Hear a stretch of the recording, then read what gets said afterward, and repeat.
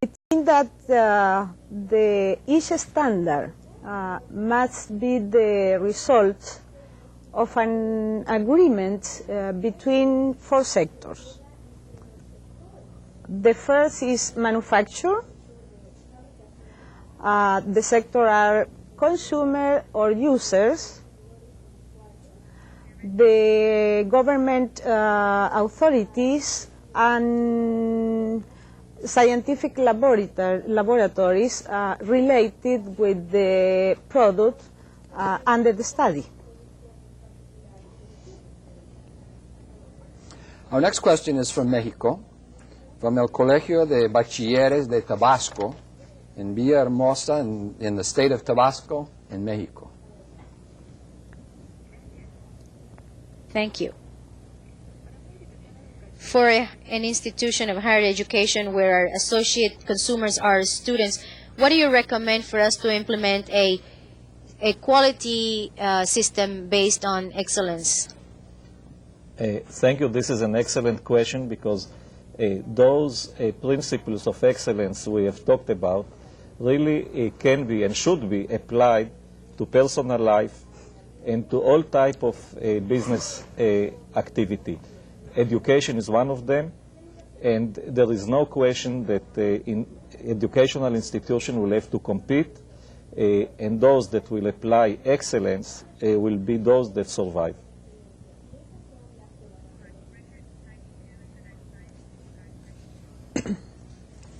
Our next question is also from Mexico. It's from la Universidad Nacional Autónoma de México, la Facultad de Estudios Superiores en Cuautitlán, en el Estado de México, en México. What would be your point of view regarding the importance of economics in normalization, standardization, and metrology?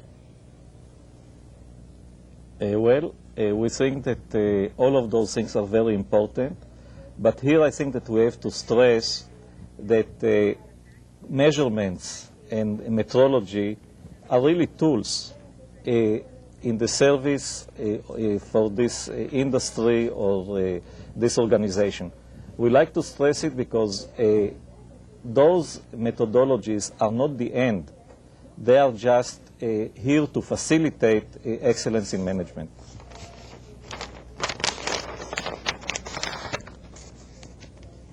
Our next question is from la República Dominicana, la Universidad del Caribe, in Santo Domingo.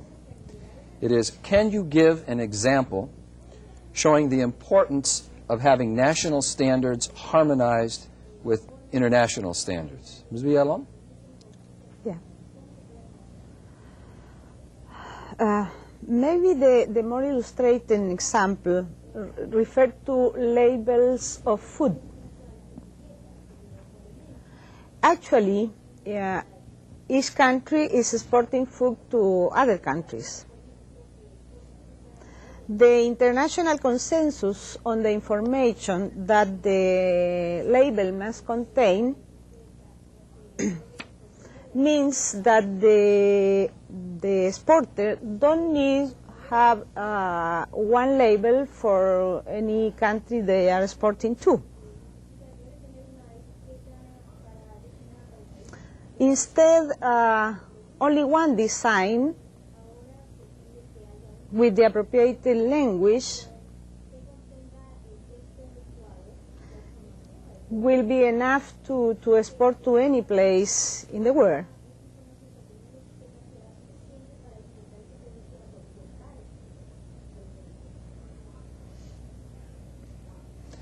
Our next question is also from Mexico, from la Universidad Tecnológica de Nezahualcóyotl, en Nezahualcóyotl, en el Estado de México, en México.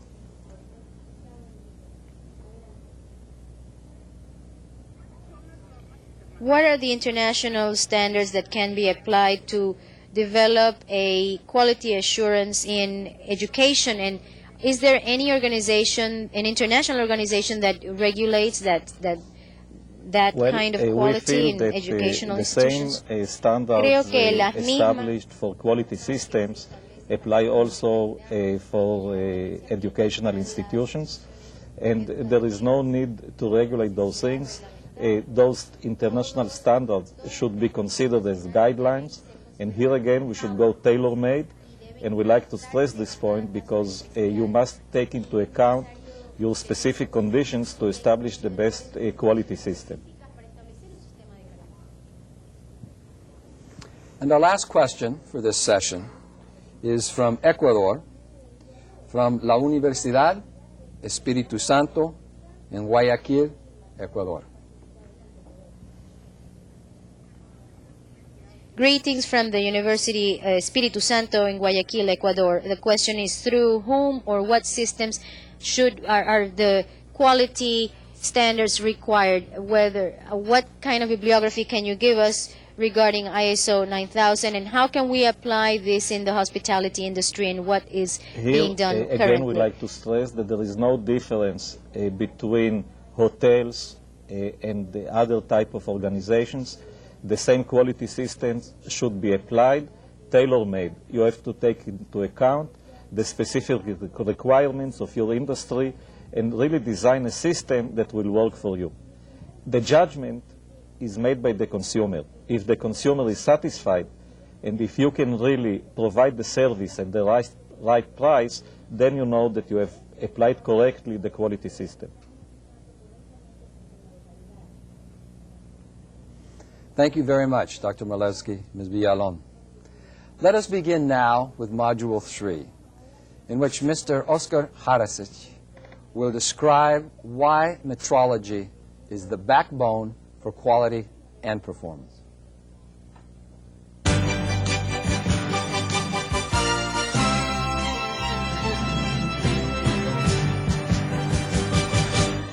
Countries with an active export sector of high value-added products and services have a high number of organizations working in metrology, standards, accreditation, and quality.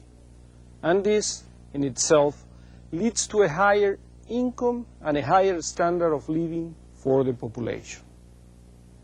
In developed countries with attractive export markets, current international trends are towards the application of international quality standards for products, services, and systems. Beginning in the 80s, most Western business began to realize that there were two fundamental concepts directly relevant to their success. First, the importance of quality, and second, the need to introduce quality both in technical aspects and in management. In the 50s, Dr. Edward Deming had already given a very strong impulse to the revival of the Japanese manufacturing industry through intensive teaching and dissemination of quality concepts to Japanese executives. But quality requires measurement, reliable and consistent measurements.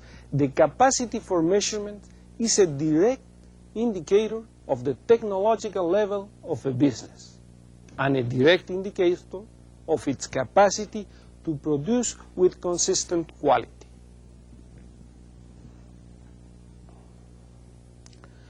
Metrology is the science of measurement. Measurements help us understand and explore the world in which we live. Where life in society is concerned, measurements contribute to order, promote technological advances, make it possible to use instruments, and interchange manufactured parts in production processes and production lines, allow trade, and promote sustainable social and economic development. Metrology can be seen as consistent of three fields: scientific metrology, legal metrology, and industrial metrology. First, scientific metrology aims at the development, projection, construction, and setting up of primary measurement standards for the basic units of the International System of Units known as SI, under derivatives. It is thus related to research and improvement of measurement techniques and to the search for new, more exact reference standards. According to the International Organization of Legal Metrology, also known as OIML, the international organization dedicated to the harmonization of regulations on measurements.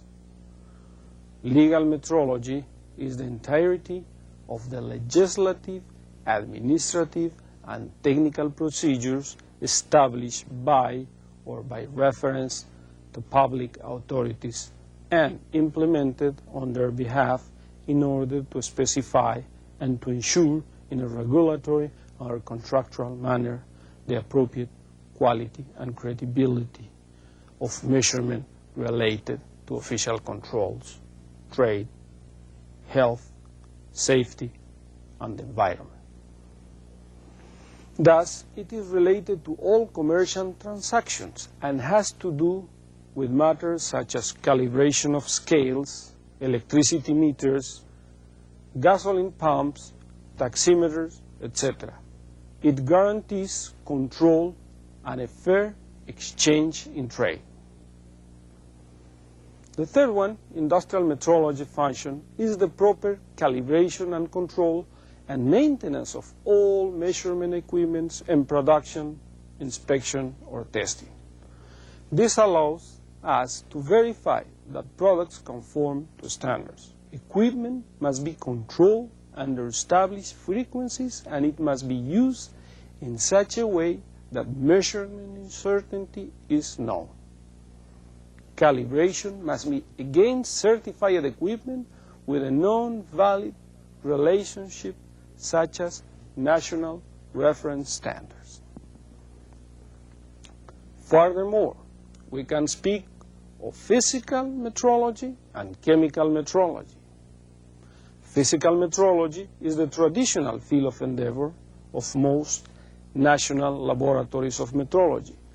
It studies subjects as mass, volume, length, pressure, acoustics, viscosity, electricity, temperature, roughness, time, frequency, photometry, radioactivity, ionizing radiation, etc. On the other hand, chemical metrology is a field in which so far very few national laboratories have been involved. In the Western Hemisphere, it is becoming important in view of globalization, as chemical measurements are related to all aspects of our daily living: the food we eat, the air we breathe, the energy we consume, as well as other environmental factors having to do with industry, transport, communication, etc., which require thinking in terms of sustainable development. Topics studied in chemical metrology include organic analysis, inorganic analysis, gas analysis, nuclear analytical methods, classic analytical methods, and spectrochemical measurements. To take advantage of all the benefits of metrology, countries normally set up national laboratories of metrology, known as NLMs, with the following functions: to be the primary weights and measurement lab, acting as a custodian and developer of national measurement reference standards with a responsibility for international traceability and for active dissemination to industry, research sector, and the population. To structure and maintain the national measurement system, creating and supporting a network of secondary and industrial laboratories for tests and calibrations. To support measurements in industry and to assure that available reference materials, data, and calibration services comply with traceability. To assist government in developing measurement reference standards and in the accreditation of labs and in product and service certifications. To ensure international harmonization and compatibility of measurements and to promote trade and economic integration. Because of its function, a national lab of metrology is directly related to government, enterprise, and the population. These relations can be better visualized in the government, enterprise, population triangle. Each vertex, as you can see, represents a particular sector, with the National Laboratory of Metrology in the center. On this occasion, our main interest is focused on the enterprise vertex, whether they be product or service enterprise. As such, business can include manufacture, defense, trade, legal service, communication, energy, health, environment, etc. Dr. Deming's chain of quality clearly emphasizes the fact that quality reduces manufacturing costs. Producing with high quality means there is less need for rework, and thus operational costs are lower. There is less waste, better use of machine, materials, and manpower. In short, the organization will experience an increase in productivity and improved chances of gaining markets based on price and on product and service quality. Increased or sustained market share can lead to more stability and the creation of new jobs, resulting in the economic well-being of the population. It is the consumer who are the raison d'être of quality. Quality is defined as the sum of characteristics or attributes of a product, service, or process, related to its capacity to satisfy express or implicit needs. These needs can be those of either the buyer or the user, inside or outside the organization. As a result of globalization and the constant changes, especially in the areas of computers and communications, the level of market requirement has grown more complex and more diversified, which goes hand in hand with offerings of new, more attractive products. Governments must be able to respond and guarantee the safety and reliability of products in the market and the health of consumers. This is done through a series of procedures such as testing, the establishment of standards, certification, and accreditation. These procedures give the population an assurance of quality and safety. As mentioned earlier, enterprise increase their competitiveness through improved utilization of their resources. It is enterprise, not countries, who compete for markets. However, governments can provide incentives to promote competitiveness. These incentives can be monetary, fiscal, or foreign investment related. Incentives can be provided to certain industry or sectors. Government has a very significant role to play in this area, establishing priorities and policies. Current reality of international trade is a proof that segmentation of international markets will be based on quality standards. This was recognized at the Uruguay GATT meeting on technical barriers to trade.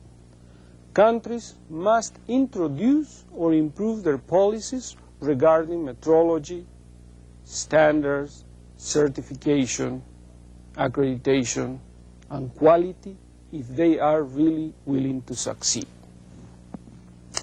The National Laboratory of Metrology not only relates to industry, trade, science, and technology, relates to development ministries, but also to other local organizations such as National Standards Office. It also represents governments in international bodies such as the Bureau International of Weights and Measurements, known as BIPM, el Sistema Interamericano de Metrología, known as SIM, the Organization of International Legal Metrology, known as OIML, the International Standard Organization known as ISO, and so on. Let us take a look at the Inter-American Metrology System, SIM. It groups the different metrology organizations in the Western Hemisphere and divides in 5 regions. NORAMET for the North America, Northern American Metrology. CAMET for Central America, known as Central American Metrology. ANDIMET for the Andean Metrology. SURAMET for the South American Metrology, and CARIMET for the Caribbean countries.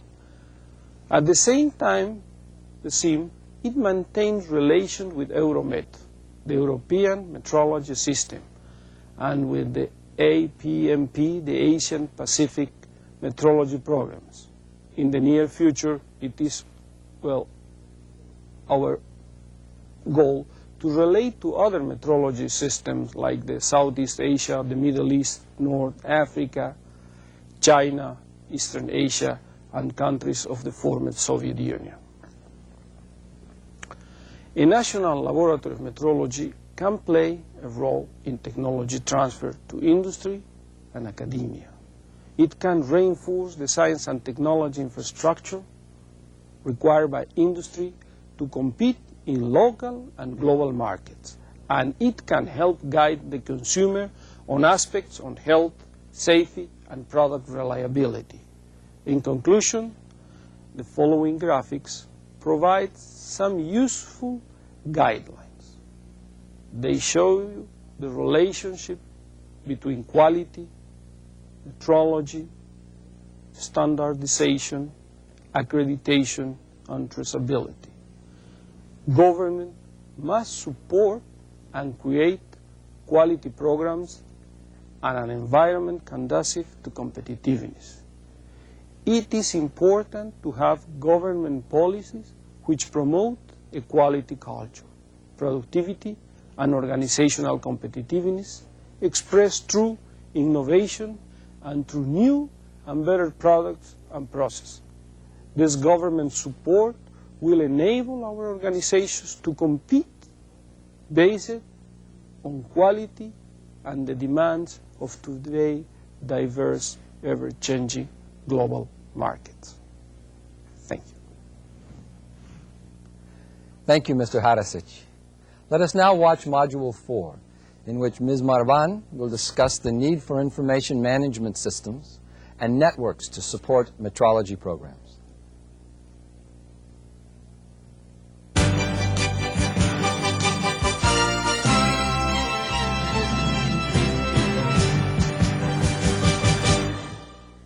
By now, it should be clear that standardization and metrology are important to economic development, as are certification and accreditation.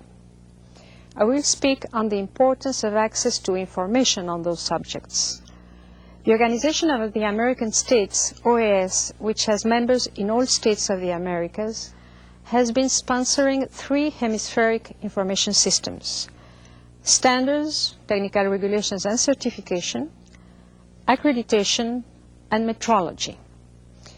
Because electronic dissemination of information increases speed and efficiency and reduces costs, these have been designed as Internet-based systems.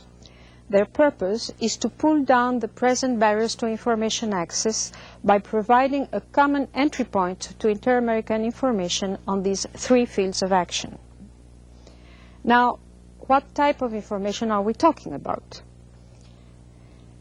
When we speak of competitive success with a global focus, we are speaking of quality and performance. Competitiveness in a global market demands consistent product and service quality, and this quality must be verified and acknowledged. Quality must be verified against standards and acknowledged by a certification process. This quality verification requires measurements with well-calibrated instruments. Faced with global trade, it is necessary to count upon duly accredited testing laboratories, which in turn require reference standards and measurement, and these themselves rely on a metrological infrastructure. Let's follow this chain from the perspective of a company wishing to compete in a global market. We find that our company will probably need information on local technical regulations, national and international standards, on products, processes, testing methods, and measuring techniques, certification of compliance with these standards, accreditation on the process itself and on accredited testing laboratories, metrology, both developing reference standards and calibration. First, let's look at technical regulations.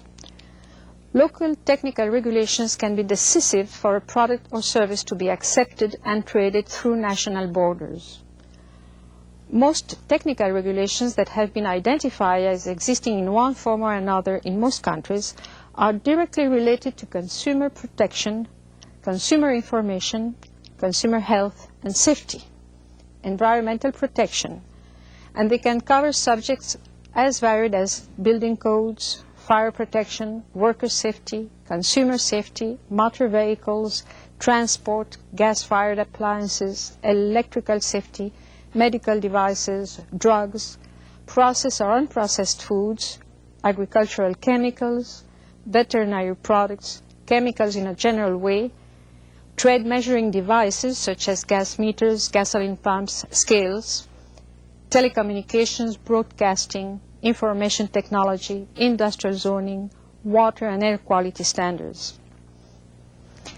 Many of these regulations vary from country to country, from province to province, from state to state, and from municipality to municipality.